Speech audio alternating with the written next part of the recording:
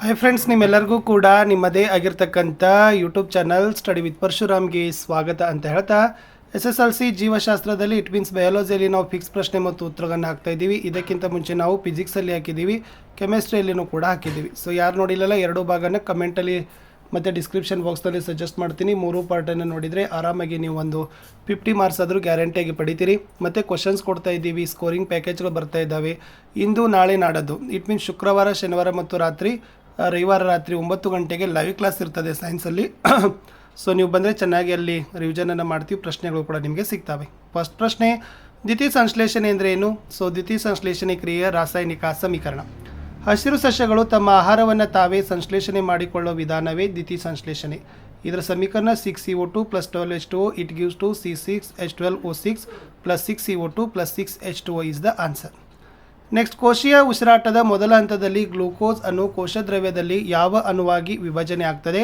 ಸ್ನಾಯು ಕೋಶಗಳಲ್ಲಿ ಲ್ಯಾಕ್ಟಿಕ್ ಆಮ್ಲ ಯಾವ ಸಂದರ್ಭದಲ್ಲಿ ಬಿಡುಗಡೆ ಆಗ್ತದೆ? ಅದು ಪೈರುವೇಟ್ ಅಣುವಾಗಿ ವಿಭಜನೆ ಆಗ್ತದೆ. ಲ್ಯಾಕ್ಟಿಕ್ ಆಮ್ಲ ಸ್ನಾಯು ಕೋಶಗಳಲ್ಲಿ ಆಕ್ಸಿಜನ್ ಕೊರತೆ ಇದ್ದಾಗ ಬಿಡುಗಡೆ ಆಗ್ತದೆ ಅಂತ ಬರಿಬೇಕು. ಇನ್ನು ವಾಯುವಿಕ ಮತ್ತು ಅವಾಯುವಿಕ ಉಸಿರಾಟದ ವ್ಯತ್ಯಾಸ ವೆರಿ ಮೋಸ್ಟ್ ಇಂಪಾರ್ಟೆಂಟ್, ಇದು ಕೂಡ ಬಂದೇ ಬರ್ತಕ್ಕಂಥ ಪ್ರಶ್ನೆ. ವಾಯುವಿಕ ಉಸಿರಾಟದಲ್ಲಿ ವಾತಾವರಣದ ಆಕ್ಸಿಜನ್ ಬಳಕೆ ಇರ್ತದೆ. ಅಧಿಕ ಶಕ್ತಿಯಿಂದ ಕಾರ್ಬನ್ ಡೈಆಕ್ಸೈಡ್ ಮತ್ತು ನೀರು ಬಿಡುಗಡೆ ಮೈಟ್ರೋಕಾಂಡ್ರಿಯಾದಲ್ಲಿ ನಡೀತದೆ, ಉನ್ನತ ಜೀವಿಗಳಲ್ಲಿ ಕಂಡುಬರ್ತದೆ. ಇದು ಅವಾಯುವಿಕ ಉಸಿರಾಟ, ವಾತಾವರಣದಲ್ಲಿ ಆಕ್ಸಿಜನ್ ಬಳಕೆ ಆಗೋದಿಲ್ಲ. ಕಡಿಮೆ ಶಕ್ತಿಯೊಂದಿಗೆ ಎಥನಾಲ್, ಕಾರ್ಬನ್ ಡೈಆಕ್ಸೈಡ್ ಬಿಡುಗಡೆ ಆಗ್ತದೆ, ಕೋಶದ್ರವ್ಯದಲ್ಲಿ ಜರುಗ್ತದೆ. ಈಸ್ಟ್ನಂತಹ ಕೆಳವರ್ಗದ ಸಸ್ಯಗಳಲ್ಲಿ ಅವಾಯುವಿಕ ಉಸಿರಾಟ ನಡೀತದೆ. ಇನ್ನು ಕ್ಸೈಲಮ್ ಮತ್ತು ಫ್ಲೋಯಮ್ ಅಂಗಾಂಶದ ವ್ಯತ್ಯಾಸ. ಕ್ಸೈಲಮ್ ನೀರು ಮತ್ತು ಲವಣಗಳನ್ನು ನಿರವಯವ ವಸ್ತುಗಳನ್ನು ಸಾಗಿಸ್ತದೆ. ಎಸ್, ವಸ್ತುಗಳ ಹರಿವು ಏಕಮುಖವಾಗಿರ್ತದೆ. ಕ್ಸೈಲಮ್ ನಳಿಕೆ ಮತ್ತು ನಾಳಗಳು ಬೇರಿನಿಂದ ಕಾಂಡಕ್ಕೆ ವಸ್ತುಗಳನ್ನು ಸಾಗಿಸ್ತವೆ. ಶೋಷಣ ಒತ್ತಡದಿಂದ ಕಾರ್ಯನಿರ್ವಹಣೆ ಆಗ್ತದೆ. ಫ್ಲೋಯಮ್ ಆಹಾರ ಮತ್ತು ಸಾವಯವ ವಸ್ತುಗಳ ಸಾಗಾಣಿಕೆ. ವಸ್ತುಗಳ ಹರಿವು ದ್ವಿಮುಖ. ಜರಡಿ ನಾಳ ಮತ್ತು ಸಂಗಾತಿ ಜೀವಕೋಶಗಳು ವಸ್ತುಗಳನ್ನು ಎಲೆಗಳಿಂದ ಎಲ್ಲ ಭಾಗಗಳಿಗೆ ಸಾಗಿಸ್ತವೆ. ಅಭಿಸರಣ ಒತ್ತಡದಿಂದ ಕಾರ್ಯನಿರ್ವಹಣೆ ಅಂತ ಬರೆದ್ರೆ ಸಾಕು. ನೆಕ್ಸ್ಟ್ ಒನ್, ಸಸ್ಯಗಳ ಸಣ್ಣ ಕರುಳಿನ ಉದ್ದ ಮಾಂಸಾಹಾರಿಗಳ ಸಣ್ಣ ಕರುಳಿನ ಉದ್ದಕ್ಕಿಂತ ಹೆಚ್ಚು ಏಕೆ? ಸಸ್ಯಾಹಾರಿಗಳು ಹುಲ್ಲನ್ನು ಸೇವಿಸೋದ್ರಿಂದ ಸೆಲ್ಯುಲೋಸನ್ನು ಜೀರ್ಣಿಸುವ ಸಲುವಾಗಿ ಉದ್ದನೆಯ ಸಣ್ಣ ಕರುಳಿನ ಅಗತ್ಯವಿದೆ. ಮಾಂಸ ಸುಲಭವಾಗಿ ಜೀರ್ಣವಾಗೋದ್ರಿಂದ ಮಾಂಸಾಹಾರಿಗಳು ಸಣ್ಣ ಕರುಳು ಗಿಡ್ಡವಾಗಿರ್ತದೆ. ಇನ್ನು ದ್ವಿತೀಯ ಸಂಶ್ಲೇಷಣೆ ಕ್ರಿಯೆ ಜರುಗುವ ಘಟನೆ ವೆರಿ ಇಂಪಾರ್ಟೆಂಟ್ ಇದೆ. ಫಸ್ಟ್ ಒನ್, ಕ್ಲೋರೋಫಿಲ್ನಿಂದ ಬೆಳಕಿನ ಶಕ್ತಿ ಹೀರುವಿಕೆ, ಬೆಳಕಿನ ಶಕ್ತಿ ರಾಸಾಯನಿಕ ಶಕ್ತಿಯಾಗಿ ಪರಿವರ್ತನೆ, ನೀರಿನ ಅಣು ಹೈಡ್ರೋಜನ್ ಆಕ್ಸಿಜನ್ ಅಣುಗಳಾಗಿ ವಿಭಜನೆ, ಕಾರ್ಬನ್ ಡೈಆಕ್ಸೈಡ್ ಕಾರ್ಬೋಹೈಡ್ರೇಟ್ ಆಗಿ ಅಪಕರ್ಷಣೆ. ಮುಂದಿನ ಪ್ರಶ್ನೆ, ಇಮ್ಮಡಿ ಪರಿಚಲನೆ ಅಂದ್ರೇನು? ಇದರ ಪ್ರಾಮುಖ್ಯತೆ ಏನು? ದೇಹದಲ್ಲಿ ಒಂದು ಪರಿಚಲನೆಯನ್ನು ಪೂರ್ತಿ ಮಾಡಲು ರಕ್ತ 2 ಬಾರಿ ಹೃದಯವನ್ನು ಹಾದು ಹೋಗುವ ವಿದ್ಯಮಾನವೇ ಇಮ್ಮಡಿ ಪರಿಚಲನೆ. ಸೊ ಇದ್ರ ಏನು ಪ್ರಾಮುಖ್ಯತೆಪ್ಪ ಅಂತಂದ್ರೆ, ದೇಹದ ಎಲ್ಲ ಅಂಗಗಳಿಗೆ ಸಾಕಷ್ಟು ಆಕ್ಸಿಜನ್ ಯುಕ್ತ ರಕ್ತ ಪೂರೈಕೆ ಮಾಡ್ತದೆ. ಸ್ತನಿಗಳಲ್ಲಿ ಹಾಗೂ ಪಕ್ಷಿಗಳಲ್ಲಿ ಇದರಿಂದ ದೊರಕುವ ಅಧಿಕ ಶಕ್ತಿ ದೇಹಗಳ ಉಷ್ಣತೆಯನ್ನು ಕಾಪಾಡಲಿಕ್ಕೆ ಬಳಕೆ. ಇದರಿಂದಾಗಿ ಆಕ್ಸಿಜನ್ ರಹಿತ ರಕ್ತವನ್ನು ಶ್ವಾಸಕೋಶಗಳಿಗೆ ಸಂಪೂರ್ಣವಾಗಿ ಪೂರೈಸಿ ಶೀಘ್ರವಾಗಿ ಆಕ್ಸಿಜನ್ ಪೂರಿತ ಆಗ್ತದೆ. ಇನ್ನು ಸಸ್ಯಗಳಲ್ಲಿ ಕಂಡುಬರುವ ವಿಸರ್ಜನಾ ತಂತ್ರಗಳನ್ನು ಕೇಳಿದರೆ ಇದು ಮೋಸ್ಟ್ ಇಂಪಾರ್ಟೆಂಟ್ ಅದ. ಒಂದನೇದು, ಹೆಚ್ಚಾದ ನೀರನ್ನು ಬಾಷ್ಪ ವಿಸರ್ಜನೆ ಮೂಲಕ ಹೊರಹಾಕ್ತಾವೆ. ಎರಡನೇದು, ಸಸ್ಯ ತ್ಯಾಜ್ಯ ಪದಾರ್ಥಗಳು ಜೀವಕೋಶದ ರಸದಾನಿಗಳಿಗೆ ಸಂಗ್ರಹ ಮಾಡ್ತವೆ. ಎಲೆಗಳಲ್ಲಿ ತ್ಯಾಜ್ಯ ಪದಾರ್ಥಗಳು ಸಂಗ್ರಹವಾಗಿ ಉದುರಿ ಹೋಗ್ತವೆ. ಹಳೆಯ ಕ್ಸೈಲಮ್ಗಳಲ್ಲಿ ತ್ಯಾಜ್ಯ ಪದಾರ್ಥಗಳು ರಾಳ ಮತ್ತು ಅಂಟುಗಳ ರೂಪದಲ್ಲಿ ಸಂಗ್ರಹವಾಗ್ತವೆ. ಸಸ್ಯಗಳು ತಮ್ಮ ಸುತ್ತಲಿನ ಮಣ್ಣಿನಲ್ಲಿ ಕೆಲವು ತ್ಯಾಜ್ಯಗಳನ್ನು ವಿಸರ್ಜನೆಯನ್ನು ಮಾಡ್ತವೆ. ಇನ್ನು ಸಸ್ಯಗಳಲ್ಲಿ ಬಾಷ್ಪ ವಿಸರ್ಜನೆ ಪ್ರಾಮುಖ್ಯತೆ ಕೇಳಿದ್ದಾರೆ. ಇದು ಬೇರಿನಿಂದ ಎಲೆಗಳಿಗೆ ನೀರು ಮತ್ತು ಅದರಲ್ಲಿ ಕರಗಿರುವ ಲವಣಗಳ ಹೀರುವಿಕೆ ಮತ್ತು ಮೇಲ್ಮುಖ ಚಲನೆಗೆ ಸಹಾಯ ಮಾಡ್ತದೆ. ತಾಪದ ನಿಯಂತ್ರಣಕ್ಕೆ ಸಹಕಾರಿ. ಬಾಷ್ಪ ವಿಸರ್ಜನೆ ಸೆಳೆತದಿಂದ ಕ್ಸೈಲಮ್ನಲ್ಲಿ ನೀರಿನ ಚಲನೆಗಳ ಕಾರ್ಯ ಆಗ್ತದೆ. ಇನ್ನು ವೆರಿ ಇಂಪಾರ್ಟೆಂಟ್, ಅಣುಗಳು ಮತ್ತು ಕಾರ್ಯ. ಟ್ರೆಪ್ಸಿನ್ ಆಹಾರದಲ್ಲಿರುವ ಪ್ರೋಟೀನ್ ಜೀರ್ಣಿಸ್ತದೆ. ಅಮೈಲಸ್ ಪಿಷ್ಟ ಎಂಬ ಸಂಕೀರ್ಣ ಅಣುವನ್ನು ವಿಭಜಿಸಿ ಸಕ್ಕರೆಯನ್ನು ಬಿಡುಗಡೆ ಮಾಡ್ತದೆ. ಲೈಪೇಸ್ ಎಮಲ್ಸಿಗೊಂಡ ಕೊಬ್ಬುಗಳನ್ನು ವಿಭಜನೆಯನ್ನು ಮಾಡ್ತದೆ.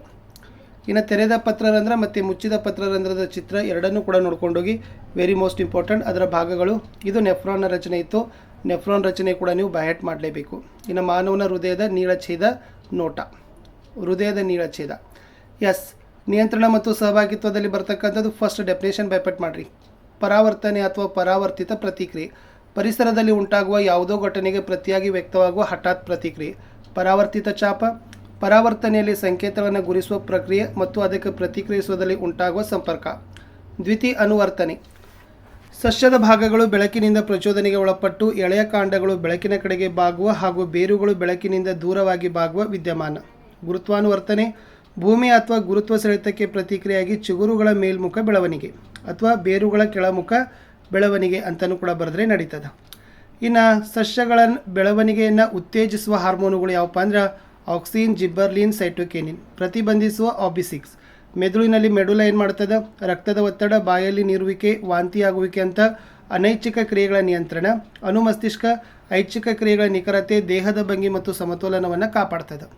ಇನ್ನು ಸಸ್ಯದಲ್ಲಿನ ವಿವಿಧ ಹಾರ್ಮೋನುಗಳನ್ನು ಕೇಳಿದ್ರು. ಆಕ್ಸಿನ್ ಏನು ಮಾಡ್ತದೆ, ಇದು ಸಸ್ಯಗಳು ಬೆಳಕನ್ನು ಗ್ರಹಿಸಿದಾಗ ಕಾಂಡದ ತುದಿಯಲ್ಲಿ ಸಂಶ್ಲೇಷಿಸಲ್ಪಟ್ಟು ಜೀವಕೋಶಗಳು ಉದ್ದವಾಗಿ ಬೆಳೀಲಿಕ್ಕೆ ಸಹಾಯವನ್ನು ಮಾಡ್ತದೆ. ಇನ್ನು ಜಿಬ್ಬರ್ಲಿನ್ ಅಥವಾ ಸೈಟೋಕಿನಿನ್ ಕಾಂಡದ ಬೆಳವಣಿಗೆಗೆ ಸಹಕಾರಿಯಾಗಿದ್ದಾವೆ.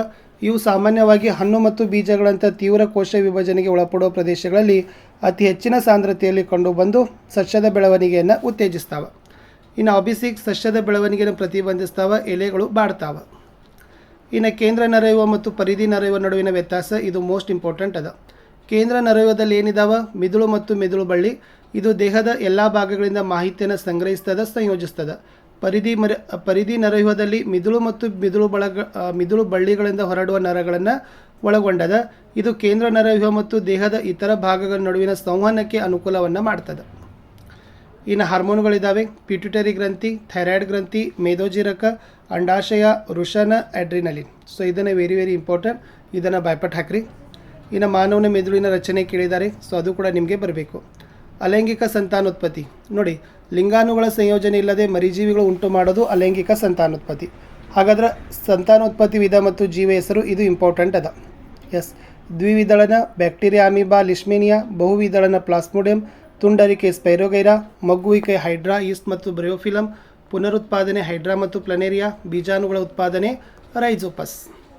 ಕೇಸರ ಮಾತ್ರ ಹೊಂದಿರುವ ಹೂಗಳಲ್ಲಿ ಸ್ವಕೀಯ ಪರಾಗಸ್ಪರ್ಶ ಸಾಧ್ಯವೇ ತಿಳಿಸಿ. ಸಾಧ್ಯವಿಲ್ಲ, ಏಕೆಂದರೆ ಸ್ವಕೀಯ ಪರಾಗಸ್ಪರ್ಶಕ್ಕೆ ಒಂದು ಹೂ ಕೇಸರ ಮತ್ತು ಶಲಾಕೆ ಹೊಂದಿರಬೇಕು ಅಥವಾ ಹೂ ದ್ವಿಲಿಂಗಿ ಆಗಿರಬೇಕು. ಪುರುಷರಲ್ಲಿ ವೃಷಣಗಳು ಕಿಬ್ಬೊಟ್ಟೆ ಹೊರಗೆ ವೃಷಣ ಚೀಲಗಳಿರ್ತವೆ. ಏಕೆ? ಈ ವೀರ್ಯಾಣುಗಳ ಉತ್ಪಾದನೆಗೆ ಸಾಮಾನ್ಯ ದೇಹದ ಉಷ್ಣತೆಗಿಂತ ಅಗತ್ಯ ಇರುವ ಕಡಿಮೆ ಉಷ್ಣತೆಯನ್ನು ನಿರ್ವಹಿಸಲು. ಕಾಯಜ ಸಂತಾನೋತ್ಪತ್ತಿ ಅನುಕೂಲಗಳು ವೆರಿ ಮೋಸ್ಟ್ ಇಂಪಾರ್ಟೆಂಟ್. ಇದು ಕೂಡ ಬಂದರೆ ಬರ್ತಕ್ಕಂಥದ್ದು ನಿಮಗೆ 3-4 ಮಾರ್ಕಸ್. ಈ ವಿಧಾನ ಕಸಿ ಮಾಡುವಿಕೆ ಅಂತ ವಿಧಾನಗಳಲ್ಲಿ ಕೃಷಿ ಉದ್ದೇಶಕ್ಕಾಗಿ ಬಳಸ್ತಾರೆ. ಈ ವಿಧಾನದಿಂದ ಬೆಳೆದ ಸಸ್ಯಗಳ ಬೀಜಗಳಿಂದ ಬೆಳೆಸಿದ ಸಸ್ಯಗಳಿಗಿಂತ ಮುಂಚಿತವಾಗಿ ಹೂ ಮತ್ತು ಹಣ್ಣುಗಳು ಬಿಡ್ತಾವೆ. ಬೀಜಗಳನ್ನು ಉತ್ಪತ್ತಿ ಮಾಡುವ ಸಾಮರ್ಥ್ಯ ಕಳೆದುಕೊಂಡ ಸಸ್ಯಗಳಲ್ಲಿ ಈ ವಿಧಾನಗಳು ಸಂತಾನೋತ್ಪತ್ತಿಯನ್ನು ಸಾಧ್ಯ ಮಾಡ್ತವೆ. ಈ ವಿಧಾನದಲ್ಲಿ ಉತ್ಪತ್ತಿಯಾದ ಎಲ್ಲ ಸಸ್ಯಗಳು ಅನುವಂಶೀಯವಾಗಿ ಪೋಷಕ ಸಸ್ಯಗಳನ್ನು ಬಹುತೇಕವಾಗಿ ಹೋಲ್ತಾವೆ.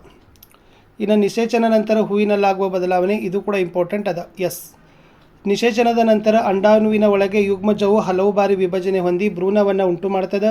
ಅಂಡಾಣುವಿನ ಸುತ್ತ ಒಂದು ಚರಟಾದ ಪದರು ಬೆಳೆದು ನಿಧಾನವಾಗಿ ಬೀಜವಾಗಿ ಪರಿವರ್ತನೆ ಆಗ್ತದೆ. ಅಂಡಾಶಯ ಕ್ಷಿಪ್ರವಾಗಿ ಬೆಳೆದು ಮಾಗಿ ಹಣ್ಣಾಗ್ತದೆ. ಪುಷ್ಪದಳ, ಪುಷ್ಪಪತ್ರ, ಕೇಸರಗಳು, ಶಲಾಕನಳಿಕೆ, ಶಲಾಕಾಗ್ರಗಳು ಸುಕ್ಕಾಗಿ ಉದುರಿ ಹೋಗ್ತಾವೆ. ಋತುಚಕ್ರ, ಇದು ಕಲಿಲೇಬೇಕು. ಋತುಚಕ್ರ ಹೆಣ್ಣು ಪ್ರೌಢಾವಸ್ಥೆ ತಲುಪಿರುವ ಸಂಕೇತ. ಗರ್ಭಕೋಶ ಫಲಿತ ಅಂಡವನ್ನು ಬರಮಾಡಿಕೊಳ್ಳಲು ಪ್ರತಿ ತಿಂಗಳು ತನ್ನನ್ನು ತಾನೇ ಸಜ್ಜು ಮಾಡ್ತದೆ. ಇದರ ಒಳಸ್ಥಳಿ ದಪ್ಪವಾಗಿ ಸ್ಪಂಜಿನಂತಿರ್ತದೆ. ಅಂಡ ಫಲಿತಗೊಳ್ಳದಿದ್ದರೆ ಈ ಒಳಸ್ತರಿಯು ಅಗತ್ಯ ಗರ್ಭಕೋಶಕ್ಕೆ ಇರೋದಿಲ್ಲ. ಆದ್ದರಿಂದ ಈ ಒಳಸ್ತರಿ ನಿಧಾನವಾಗಿ ಬಿರುಕು ಬಿಟ್ಟು ರಕ್ತ ಮತ್ತು ಲೊಳೆಯ ರೂಪದಲ್ಲಿ ಯೋನಿಯಿಂದ ಹೊರಬರೋದು ಋತುಚಕ್ರ. ಇನ್ನು ಜರಾಯುವಿನ ಕಾರ್ಯ ವೆರಿ ಮೋಸ್ಟ್ ಇಂಪಾರ್ಟೆಂಟ್. ಏನು ಮಾಡ್ತದೆ ಜರಾಯು ತಾಯಿಯ ರಕ್ತದ ಮೂಲಕ ಭ್ರೂಣಕ್ಕೆ ಪೋಷಣೆಯನ್ನು ಒದಗಿಸ್ತದೆ. ತಾಯಿಯಿಂದ ಭ್ರೂಣಕ್ಕೆ ಗ್ಲೂಕೋಸ್, ಆಕ್ಸಿಜನ್ ಹಾದು ಹೋಗಲು ವಿಶೇಷವಾದ ಮೇಲ್ಮೈಯನ್ನು ಒದಗಿಸ್ತದೆ. ಭ್ರೂಣ ಉತ್ಪತ್ತಿ ಮಾಡುವ ತ್ಯಾಜ್ಯ ಪದಾರ್ಥಗಳನ್ನು ಹೊರಹಾಕಲಿಕ್ಕೆ ಕೂಡ ಜರಾಯು ಸಹಾಯಕ. ಇನ್ನು ಮನುಷ್ಯರಲ್ಲಿ ಸಂತಾನೋತ್ಪತ್ತಿಯ ವ್ಯೂಹ ಇದೆ ನೋಡಿ. ಫಸ್ಟ್ ವೃಷಣಗಳು, ಪ್ರೋಸ್ಟೇಟ್ ಗ್ರಂಥಿ, ಅಂಡಾಶಯ, ಅಂಡನಾಳ ಅಷ್ಟು ನಿಮಗೆ ಬರಬೇಕು. ಯಾವ ಒಂದು ವ್ಯೂಹ ಅಂಗ ಏನು ಕಾರ್ಯ ಮಾಡ್ತದನ್ನು ಕೂಡ ಕೊಟ್ಟಿದ್ದೀವಿ. ಸ್ವಕೀಯ ಪರಾಗಸ್ಪರ್ಶ, ಪರಕೀಯ ಪರಾಗಸ್ಪರ್ಶದ ವ್ಯತ್ಯಾಸ. ಇನ್ನು ಅನುವಂಶತೆಗೆ ಬನ್ನಿ. ಅನುವಂಶತೆ ಅರ್ಥ DNA ಸ್ವಪ್ರತಿಕರಣ. ತಂದೆಯಿಂದಲೇ ಮಗುವೊಂದರ ಲಿಂಗ ನಿರ್ಧಾರ ಆಗ್ತದೆ. ಏಕೆ? ಇದು ಕಲ್ಕೊಡ್ರಿ. ಜನಿಸಿದ ಹುಡುಗ ಅಥವಾ ಹುಡುಗಿ X ವರ್ಣತಂತುವನ್ನೇ ಪಡಿತಾರೆ. ತಂದೆಯಿಂದ ಅನುವಂಶೀಯವಾಗುವ ವರ್ಣತಂತುವಿನಿಂದ ಮಗುವಿನ ಲಿಂಗ ನಿರ್ಧಾರವಾಗ್ತದೆ. ತಂದೆಯಿಂದ X ವರ್ಣತಂತು ಪಡೆದ ಮಗು ಹುಡುಗಿ, ತಂದೆಯಿಂದ Y ವರ್ಣತಂತು ಪಡೆದ ಮಗ ಹುಡುಗ ಆಗಿ ಹುಟ್ಟುತ್ತಾನೆ. ಇನ್ನು ಚಕ್ಕರ್ ಬೋರ್ಡ್ ಇದೆ. F2 ಪೀಳಿಗೆ ಚಕ್ಕರ್ ಬೋರ್ಡ್ ಇದೆ ನೋಡಿ. ಯಾವುದು? F2 ಪೀಳಿಗೆ ಚಕ್ಕರ್ ಬೋರ್ಡ್. ಸೊ ಈ ಥರನಾಗಿರ್ತಕ್ಕಂಥ ಲಿಂಗಾಣುಗಳು TT ಅಂತ ಬರೆದು ಲಾಸ್ಟ್ ಅದರ ಅನುಪಾತ ಎಷ್ಟು ಬರೀಬೇಕು? 1:2:1 ಅಥವಾ ಎತ್ತರ ಕುಬ್ಜ 3:1 ಬರೆದ್ರೆ ನಡೀತದೆ. ಇನ್ನು ದುಂಡಾದ ಬೀಜಗಳ ಬಟಾಣಿ ಸಸ್ಯದ F2 ಪೀಳಿಗೆ ಚಕ್ಕರ್ ಬೋರ್ಡ್ ಇದೆ. ಸಸ್ಯದ ವಿಧಗಳು 3:1, ಆಮೇಲೆ ಜಿ ನಮೂನೆ ಅನುಪಾತ 1:2:1 ಅಂತ ಬರೆದ್ರೆ ನಡೀತದೆ. ಇಷ್ಟೆಲ್ಲ ನೀವು ಏನು ಮಾಡಬೇಕು? ಟೇಬಲನ್ನು ಹಾಕಬೇಕು. ಇನ್ನು ದುಂಡನೆಯ ಹಸಿರು ಬಣ್ಣದ ಬೀಜಗಳು F2 ಬೀಳಿಗೆ ಚಕ್ಕರ್ ಬೋರ್ಡ್ ಅಂತ ಕೇಳಿದ್ದಾರೆ. ಓಕೆ, ಹಳದಿ ಬಣ್ಣದ ಬೀಜ ಬಟಾಣಿ ಸಸ್ಯ. ಸೊ ಇದು ಇತ್ತು. ಇದರಲ್ಲಿನೂ ಕೂಡ ಏನಾಗ್ತದಪ್ಪ ಅಂದರೆ 9:3:3:1 ಅಂತ ಬರ್ತದೆ. ಓಕೆ, ಸೊ ಇದು ಚಕ್ಕರ್ ಬೋರ್ಡನ್ನು ನೀವೇನು ಮಾಡಬೇಕು, ತೆಗಿಬೇಕು. ಇನ್ನು ನಮ್ಮ ಪರಿಸರದಲ್ಲಿ ಬಂದರೆ ಫಸ್ಟ್ ಬರ್ತಕ್ಕಂಥದ್ದು ಆಹಾರ ಸರಪಳಿ. ಪೋಷಣಾ ಸಂಬಂಧಗಳಲ್ಲಿ ಒಂದು ಸ್ತರದಿಂದ ಮತ್ತೊಂದು ಸ್ತರಕ್ಕೆ ಆಹಾರ ಶಕ್ತಿ ವರ್ಗಾವಣೆಯಾಗುವುದೇ ಆಹಾರದ ಸರಪಳಿ. ಜೈವಿಕ ಸಂವರ್ಧನೆ ವೆರಿ ಇಂಪಾರ್ಟೆಂಟ್. ಪರಿಸರ ವ್ಯವಸ್ಥೆಯ ವಿವಿಧ ಹಂತಗಳಲ್ಲಿ ಪೋಷಣಾ ಸ್ತರಗಳಲ್ಲಿ ಹಾನಿಕಾರಕ ರಾಸಾಯನಿಕಗಳು ವರ್ಧನೆಯಾಗುವ ಕ್ರಿಯೆ. ಇನ್ನು ಜೈವಿಕ ವಿಘಟನೀಯ ವಸ್ತು, ಜೈವಿಕ ವಿಘಟನೀಯವಲ್ಲದ ವಸ್ತುಗಳು ಒಂದು ವೆರಿ ಇಂಪಾರ್ಟೆಂಟ್, ಅದು ನೋಡ್ಕೊಡ್ರಿ. ಇನ್ನು ಓಝೋನ್ ಪದರದ ಪ್ರಾಮುಖ್ಯತೆ ಏನದ.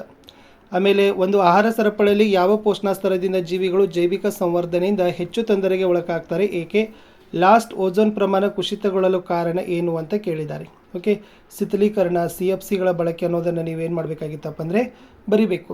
ಇಷ್ಟು ಬರೆದ್ರೆ ಬಯಾಲಜಿಯಲ್ಲಿ ಬರ್ತಕ್ಕಂಥ ಇಂಪಾರ್ಟೆಂಟ್ ಪ್ರಶ್ನೆಗಳು ಮುಗೀತು.